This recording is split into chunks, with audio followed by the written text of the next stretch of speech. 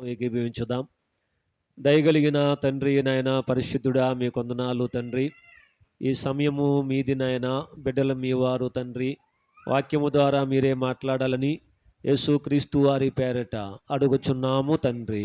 ఆమేన్, ఆమేన్. దేవునికి స్తోత్రం. హల్లెలూయా, హల్లెలూయా. దేవుని బిడ్డలారా, అందరూ కూడా జాగ్రత్తగా చూడండి. ఈరోజు దేవుని యొక్క వాక్యాన్ని చదువుకుందాం.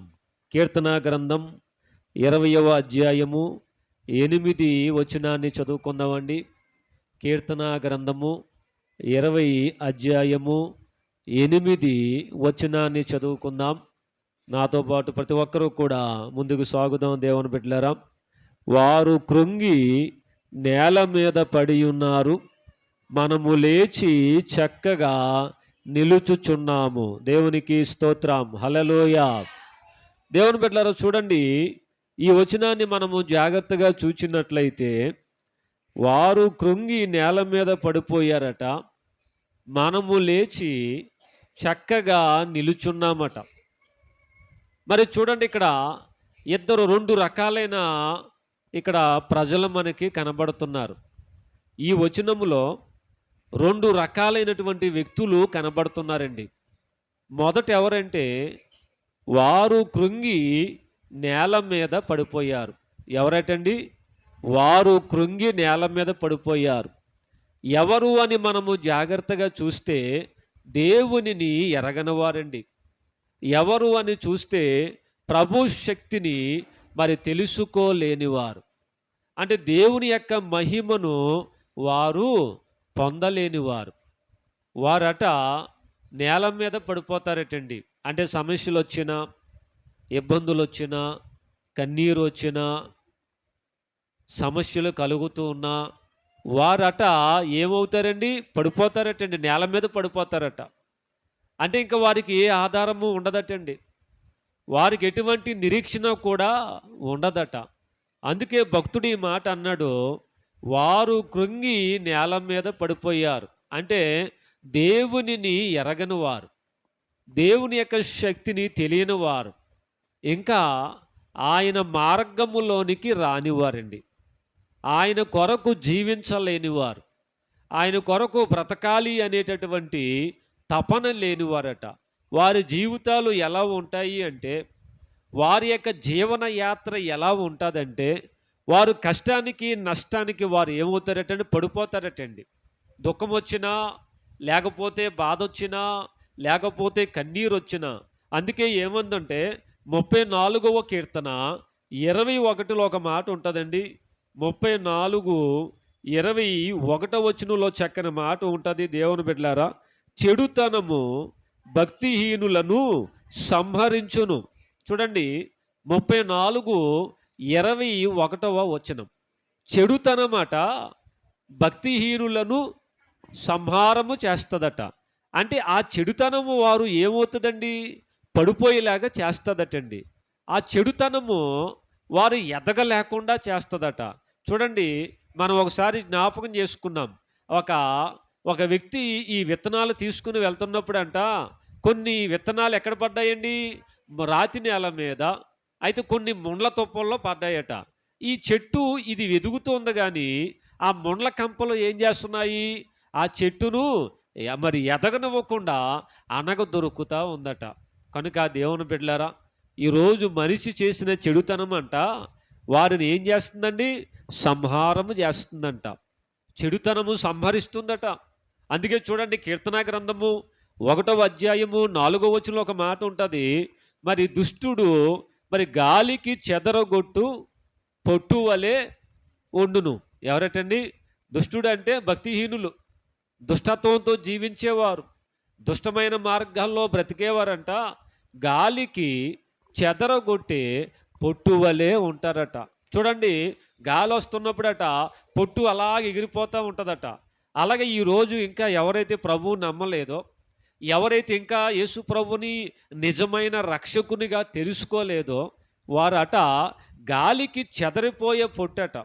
గాలి వస్తున్నప్పుడంట ఈ పొట్టు ఇంకా అలాగే ఎగిరిపోతూ ఉంటుందటండి. ఇంకా పొట్టు ఎక్కడ ఆగదట. దేవుని బిడ్డలారా, కనుక దుష్టుడటండి గాలికి చెదిరిపోయే పొట్టు వలె ఉంటాడట. కనుక దేవుని బిడ్డలారా, అందుకే వాక్యం ఏముందంటే మూలవాక్యము 20 అధ్యాయము 8వ వచనంలో వారు కృంగి నేల మీద పడి ఉన్నారు. ఎవరటండి? భక్తిహీనులు, పాపము చేసేవారు, అపరాధాలు చేసేవారట నేల మీద పడిపోయారు. అందుకే భక్తుడు ఇందులో ఇంకొక మాట, చక్కని మాట అంటున్నాడు. ఏమిటంటే కీర్తనా గ్రంథము దేవుని బిడలారా 146 9వ వచనంలో ఒక మాట ఉంటుందండి. కింద వచనంలో 146 కీర్తనా గ్రంథము 9వ వచనంలో ఒక మాట ఉంటుంది. దేవుని బిడ్డలారా, భక్తిహీనుల మార్గమును ఆయన వంకర మార్గముగా చెయ్యును. చూడండి, భక్తిహీనులంట ఎందుకు పడిపోతారంటే వారి మార్గాలు ఎలాగుంటాయంట? వంకర త్రోవలుగా ఉంటాయట. వారి మార్గాలు ఎలాగుంటాయండి? వంకర త్రోవలుగా ఉంటాయట. వారి మార్గాలు వంకర మార్గాలుగా ఉంటాయట. అంటే వారిలో ఎంత టాలెంట్ ఉన్నా, వారిలో ఎంతటి అధికారం ఉన్నా, లేకపోతే వారు ఎంతటి సంపన్నులైనా వారి మార్గాలు ఎలాగుంటాయండి? వంకర మార్గాలుగానే ఉంటాయట. ఎందుకంటే భక్తిహీనుల మార్గం అంట వంకరి మార్గాలుగా ఉంటాయట. దేవుని బిడ్డలారా, దేవుని సంగమ, అందుకే వాక్యంలో భక్తిహీనుల మార్గమును ఆయన వంకర మార్గముగా చేసి ఉన్నాడు. చూసారా దేవుని బిడ్డలారా, భక్తిహీనుల మార్గం వంకర మార్గంగా ఉంటుంది. వారు పడిపోయి వారు కృంగిపోయి నేలను పడిపోతూ ఉన్నారు. దేవుని బిడ్డలారా, ఇంకొక మాట ఏముందంటే మరి భక్తిహీనుల మార్గములో ఊరులు ఉన్నాయని ఉంటుంది సామెతల్లో. ఏమున్నాయటండి? భక్తిహీనుల మార్గములో ఏమున్నాయండి? ఊరులు అని ముండ్ల కంపలు ఉన్నాయట. ఏమున్నాయండి? భక్తిహీనుల మార్గాలు ఎలాగండి? ముండ్ల కంపలు. వారు ఎక్కడో చోట పడిపోతారట దేవుని బిడ్డలారా. కనుక ఈ మాటలు మనము జాగ్రత్తగా చూస్తే వారు కృంగి నేల మీద పడిపోయారు. 8వ వచనం ఏమిటండి? కీర్తనా గ్రంథం 20 అధ్యాయం 8వ వచనంలో వారు కృంగి నేల మీద పడి ఉన్నారు. భక్తిహీనులు గాడి పడిపోతున్నారు, అపరాధాలు చేస్తున్నారు గాడి పడిపోతున్నారు. కీర్తనా గ్రంథములో 34:21 ప్రకారంగా ఏముంది? ఇందా చదువుకున్నాం. చెడుతనము భక్తిహీనులను సంహారము చేస్తుందంట.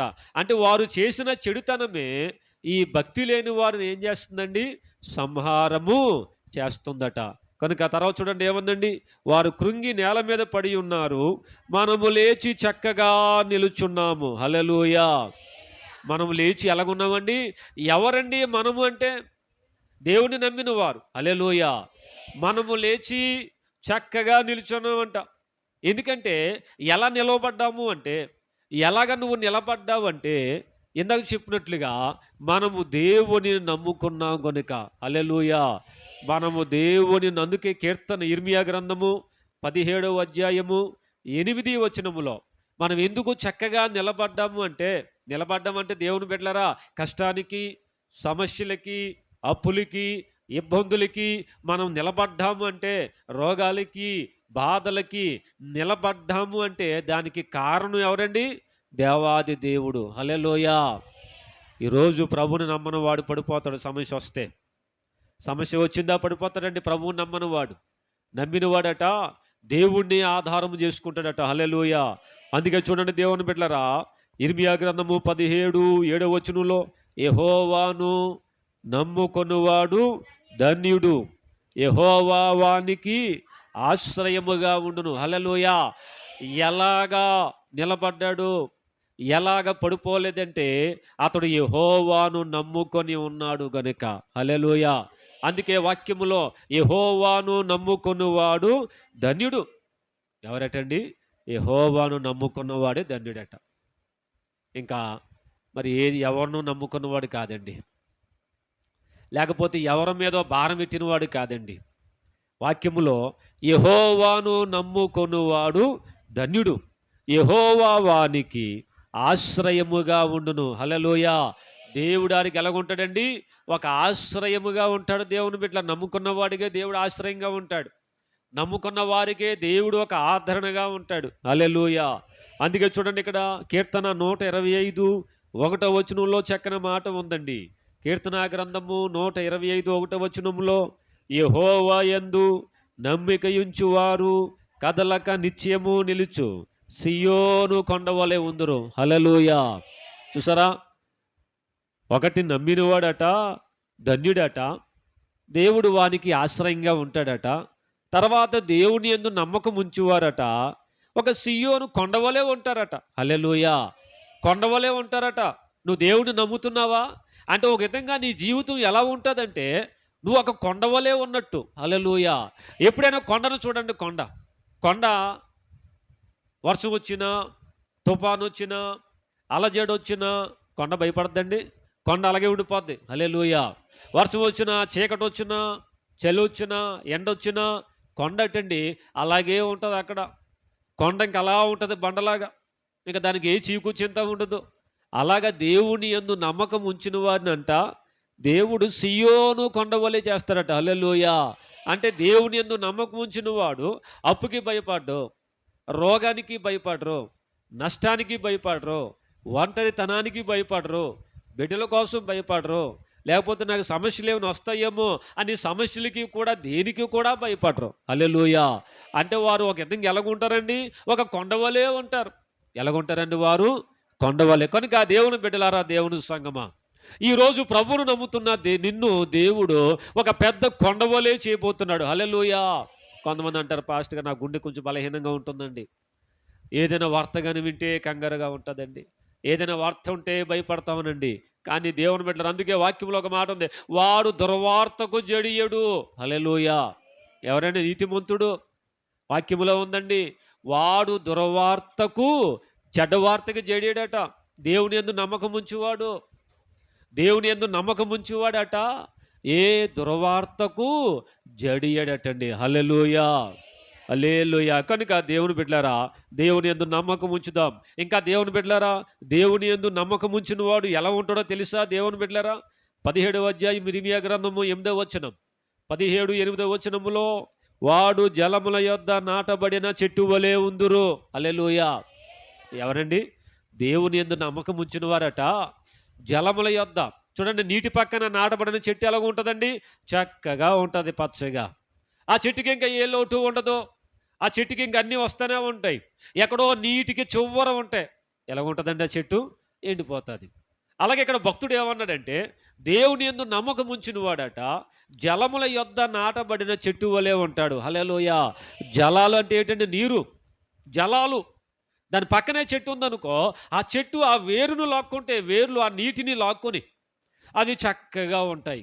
అందుకే వాక్యం, వాడు జలముల యొద్ద నాటబడిన చెట్టు వలె ఉండును, అది కాలువల యోరను దాని వేళ్ళు తన్నును, వెట్టగలిగినను దానికి భయపడదు, దాని ఆకు పచ్చగా ఉండును. దేవుని స్తోత్రం. హల్లెలూయా! దేవుని యందు నమ్మకం ఉంచిన వాడు పచ్చగానే ఉంటాడు. హల్లెలూయా! వెట్టగలిగినను భయపడ్డు. వెట్టండి వేడి. ఈ చెట్టుకంట ఎంత వేడి తగిలినా భయపడ. ఎందుకని? దాని పక్కన ఏముంది? నీరుంది. దాని పక్కన జలాలు ఉన్నాయి, దాని పక్కన నీరుంది. కానీ ఈ వేర్లు ఏం చేస్తున్నాయండి? ఆ నీటిని లాక్కోవడం వల్ల ఎంత ఎండ వచ్చినా ఆ ఎండకి ఈ చెట్టు ఏమవుదండి? భయపడదు. హల్లెలూయా! తర్వాత చూడండి, వర్షము లేని సంవత్సరమున చింత నొందదు, కాపు మానదు. హల్లెలూయా! వర్షము లేని సమయంలో బాధపడదు. ఎందుకని? ఆల్రెడీ జలాలు ఉన్నాయి పక్కన, ఆ నీటి కాలంలో ఉన్నాయి పక్కన. కానీ వర్షం రాకపోయినా ఇంకెందుకు బాధ? వర్షము లేదు ఇంకెందుకు బాధ? ఎందుకని? నీటి కాలువల పక్కన జలాల యొద్ద నాటబడింది కాబట్టి వేర్లు ఏం చేస్తున్నాయండి? ఆ నీరును లాక్కుంటున్నాయి. హల్లెలూయా! వర్షములు లేని సమయమున చింత నొందదట. ఎవరైతే దేవుని యందు నమ్మకము ఉంచుకొని ఉన్నారో అలా అంటారు, పాస్టర్ గారు నాకు ఎవరు సపోర్ట్ లేదండి, నాకు ఎవరు ఆధారం లేదండి అని అంటారు. కానీ అటువంటి ఏ మాటలకు కానీ, ఎవరు నీకు సహాయం చేసినా, ఎవరు నీకు చెయ్యకపోయినా నువ్వు చింత నొందవు. హల్లెలూయా! ఈరోజు చాలామంది ఏంటంటే చింతపడుతున్నారు. నేను ఒంటరిగా ఉన్నానండి, నాకు ఎవరు హెల్ప్ చేసేవారు లేరు. ఎవరు చేస్తారు? దేవుని బిడ్డలారా, నిన్ను పుట్టించిన దేవుడే నీకు సహాయం చెయ్యాలి. హల్లెలూయా! పుట్టించిన దేవుడే, మనకు రూపునిచ్చిన దేవుడే, జీవాన్నిచ్చిన దేవుడే సహాయం చెయ్యాలి. ఆయనే మరి నిన్ను అలాగ దేవుడు హెచ్చించాలి. అంతేగాని ఒక మనిషిని ధనవంతుడిగా చేయలేడు. ఒక మనిషి ఒక వ్యక్తిని ఏమంటే ధనము కలిగిన స్థితిలో పెట్టలేడండి. హల్లెలూయా! మహా అయితే ఆ రోజుకి కొంతవరకు సాయం చేయగలడు, అంతవరకే. కానీ ఒక మనిషి పరిస్థితి పూర్తిగా మార్చలేడండి. హల్లెలూయా! మార్చేవాడు దేవాది దేవుడు. హల్లెలూయా! అందుకే చెట్టు గురించి వాక్యం ఏముందంటే వర్షము లేని సమయములో చింత నొందదట. ఎవరైతే దేవుని యందు నమ్మకం ఉంచారో వారికి చింత ఉండదో. పాస్టర్ గారు, మరి మాకు ఎవరు సాయం చేయట్లేదండి, మా దగ్గరికి ఎవరు రావట్లేదండి, ఒంటరిగా ఉన్నామండి, విడిచిపెట్టారండి అనే మాటలు వారు మాట్లాడండి. హల్లెలూయా. ఎందుకో తెలుసా? వారు జలముల యొద్ద, అంటే నీ ప్రభువు దగ్గర వారు ఉన్నారు కాబట్టి. హల్లెలూయా. దేవుని యందు నమ్మకముతో ఉన్నారు కాబట్టి వారి పడిపోయినా తిరిగి లేస్తారు. హల్లెలూయా. అందుకే వాక్యం ఏముందండి? వారు కృంగి నేల మీద పడి ఉన్నారు, మనము లేచి చక్కగా నిలుచున్నాము. హల్లెలూయా. ఎవరండి? ఆయన నమ్మిన వారంట లేచి చక్కగా నిలుచున్నాం. హల్లెలూయా. అందుకే ఈ చెట్టు గురించి ఏముందండి వాక్యములో? వర్షము లేని సమయములో అది చింత నొందదు. తర్వాత అండి 17:8, కాపు మానదు. హల్లెలూయా. ఏమిటండి? కాపు. చెట్టుకున్న లక్షణం ఏంటి చెప్పనండి? కాపు కాస్తుందండి. వర్షాలు లేనప్పుడు కాపు కాయదు. కానీ ఈ చెట్టు ఏటండి? ఈ జలాల యొద్ద, నీటి కాలువల యొద్ద నాటబడిన ఈ చెట్టు లక్షణం అంట, వర్షం లేదని చింతపడదట, వర్షం లేదని బాధపడదటండి, కాపు కాస్తూనే ఉంటుందట. హల్లెలూయా. దానికి అందరు ఇదేంటి కాపు ఎలా కాస్తుంది, వర్షాలు లేవు కదా, చినుకులు రావట్లేదు కదా అని చూస్తే ఈ చెట్టు ఎక్కడుంది? నీటి కాలువల పక్కన నాటబడింది. హల్లెలూయా. ఈ చెట్టు ఎక్కడుందండి? కనుక ఈ దినాన దేవుడు నిన్ను ఎచ్చేని స్థితిలోనికి తీసుకుని వెళ్తాడు. హల్లెలూయా. నీకు ఎటువంటి పరిస్థితిలో ఉన్నా, నువ్వు చిన్న పనిలో ఉన్నా, తక్కువ పనిలో ఉన్నా, ఎలాగైనా సరే నువ్వు ఏ స్థితిలో ఉన్నా దేవుడు నీకు కాపునిస్తూనే ఉంటాడండి. హల్లెలూయా. కొన్ని చెట్లు ఉంటాయండి, కాపులు కాసే సమయంలో కూడా కాపు కాయదు, అలాగ పళ్ళు చిన్ని చిన్నగా ఎండిపోతాయి. కొన్ని చెట్లు ఉంటాయి, కాపు కాసే సమయంలో చక్కగా కాపు కాస్తుంది. హల్లెలూయా. దాని యజమానుడు చూచి, ఆ చెట్టును చూచి చాలా సంతోషపడతాడు. ఎందుకంటే అరే ఈ చెట్టు చాలా చక్కగా కాపు కాస్తుందని. ఎందుకని? కాపు కాసే సమయము. కొన్ని చెట్లు ఉంటాయి, కాపు కాసే సమయం అయినా కాపు కాయదు. ఈ ఈ యొక్క రైతు అనుకుంటాడు ఇంకా ఈ చెట్టును తీసివేద్దాం, ఎందుకంటే ఉత్తప్పుడు కూడా ఫలిస్తలేదు ఈ చెట్టు. అలానే కాపు కాసే సమయంలో కూడా ఈ చెట్టు ఫలించడం లేదని. కనుక దేవుని బిడ్డలారా, దేవుని యందు నమ్మకం ఉంచిన వాడటండి జలముల యొద్ద నాటబడిన చెట్టు వలె ఉంటాడు. వర్షము లేదని చింతపడడు, తర్వాత కాపు కూడా కాయక మానడు. హల్లెలూయా. కనుక దేవుని యందు నమ్మకం ఉంచిన వ్యక్తి జీవితంలో జరిగే ఆశీర్వాదాలు దేవుని బిడ్డలారా. తర్వాత చూడండి, మీకా గ్రంథము 7వ అధ్యాయము 8వ వచనంలో జాగ్రత్తగా చూచినట్లయితే, మీకా 7:8 అధ్యాయంలో, నా శత్రువా నా మీద అతిశయం ఉంచు, నేను కింద పడినను తిరిగి లేతును, నేను అంధకారమందు కూర్చున్నను, యెహోవా నాకు వెలుగుగా ఉండును. హల్లెలూయా. హల్లెలూయా. ఏమందండి వాక్యం ఇక్కడ? ఈరోజు నీతిమంతుడిగా దేవుని మీద నమ్మకం ఉంచిన నీ జీవితంలో ఒకవేళ శత్రువులే నీకు ఎదురైనా, ఎవరండి? శత్రువులే వచ్చిన. అందుకే వాక్యములో ఈ మాటలు దేని కొరకండి? దేవుని నమ్మిన వ్యక్తి జీవితంలో జరిగే మేలులు, లాభాలు. చూడండి ఇక్కడ, శత్రువు వచ్చిన, శత్రువా నా మీద అతిశయించవద్దు, నేను క్రింద పడినను తిరిగి లేతును. హల్లెలూయా. దేవుడు లేపుతాడు. హల్లెలూయా. ఇతను ఏమన్నా? నా శత్రువా. ఈరోజు శత్రువు అనుకుంటాడు కదా, దేవుని నమ్ముకున్న బిడ్డలను హింస పెడుతూ అపవాది సాతాను రకరకాల సమస్యల చేత ఈరోజు నిన్ను కింద పడేసే స్థితిలో ఉండొచ్చు. సాతానుగాడు అప్పులతో, బలహీనత చేత, ఏదో ఒక సమస్యతో నువ్వు పైకి లేవలేని స్థితిలో ఉండవచ్చు. కానీ మీకా భక్తుడు అంటాడు, నా శత్రువా నా మీద నువ్వు సంతోషపడొద్దు, ఊరకి నువ్వు గెలిచావని నువ్వు ఆత్రపడొద్దు, ఈరోజు పడిపోయినా తిరిగి నేను లేస్తానంటాడు. హల్లెలూయా. ఈరోజు దేవుని బిడ్డలారా, నీ పరిస్థితి కొంచెమే అయినా తొదకు నీవు మహావృద్ధి చెందుతావండి. హల్లెలూయా. అందుకే యోబు గ్రంథంలో ఒక మాట ఉంది, మొదట నీ స్థితి కొంచెముగా ఉన్నా తొదకు నువ్వు మహావృద్ధి పొందుతావు. హల్లెలూయా. ఈరోజు నీ స్థితి కొంచెమే, ఈరోజు నీ పరిస్థితి కొంచెమే, కానీ చివరికి నీవు మహావృద్ధి పొందుతావు. హల్లెలూయా. ఆ వృద్ధిని కలగజేసిన వాడు దేవాది దేవుడే. హల్లెలూయా. యోబు గ్రంథంలో చక్కని మాట ఉందండి. ఈ మాట, మొదట నీ స్థితి కొంచెమే ఉన్నా, ఈరోజు కొంచెమే ఉంది నీకు, ఈరోజు నీకు తక్కువగానే ఉంది, కానీ దేవుని బిడ్డలారా, తొదకు నీవు మహావృద్ధి చెందుతావు. హల్లెలూయా. ఎక్కువ వృద్ధిలోనికి వెళతావు, ఎక్కువ అభివృద్ధిలోనికి వెళతావు, ఎక్కువ ఆశీర్వాదములోనికి వెళతావు. హల్లెలూయా. అందుకే భక్తుడు అంటాడు, నా శత్రువా నేను పడిపోయానని అతిశయించవద్దు, ఈరోజు కొంతమంది అనుకుంటారా, అమ్మ వీళ్ళ బలే పడిపోయారా, వీళ్ళకి భలే ఇబ్బందులు వచ్చాయి, వీళ్ళకి భలే నష్టాల్లో పడిపోయారు, వీళ్ళు భలే ఉన్నారులే. మనిషి అనుకుంటాడు నువ్వు అలాగే ఉండాలని, సమస్యలో ఉండాలని, ఇబ్బందుల్లో అడిగే విధంగా ఉండాలని మనిషి ఆలోచన, సాతానగాడి తలంపులో. నువ్వు అడుగుతూనే ఉంటే నువ్వు అడగకుండా నీ పని నువ్వు చేసుకుంటావు, సాతానగాడికి కంపరంగా ఉంటుంది. నువ్వు దేవుడి మీద ఆధారపడుతుంటే సాతానికి గలిబిలిగా ఉంటుంది దేవుని బిడ్డలారా. అందుకే భక్తుడు అంటాడు, నా శత్రువా నా మీద అతిశయపడవద్దు, నేను కింద పడినను తిరిగి లేస్తాను. హల్లెలూయా. తప్పకుండా దేవుడు నిన్ను లేపుతాడండి. దేవుని స్తోత్రం. హల్లెలూయా. తప్పకుండా. ఈరోజు నువ్వు అపజయంలో ఉన్నావా, ఈరోజు నువ్వు కిందకు పడిపోయావా, కానీ దేవుడు నిన్ను తప్పకుండా పైకి లేపుతాడండి. హల్లెలూయా. తర్వాత చూడండి, నేను అంధకారమందు కూర్చున్నాను, యెహోవా నాకు వెలుగుగా ఉండును. హల్లెలూయా. ఒకవేళ నువ్వు అంధకారములో ఉన్నా, చీకటిలో ఉన్నా, చీకటిలోనికి ఎవరైనా నెట్టేసినా, చూడండి, నేను అంధకారములో కూర్చున్నాను, యెహోవా నాకు వెలుగుగా ఉండును. హల్లెలూయా. ఎంత గొప్ప దేవుడండి.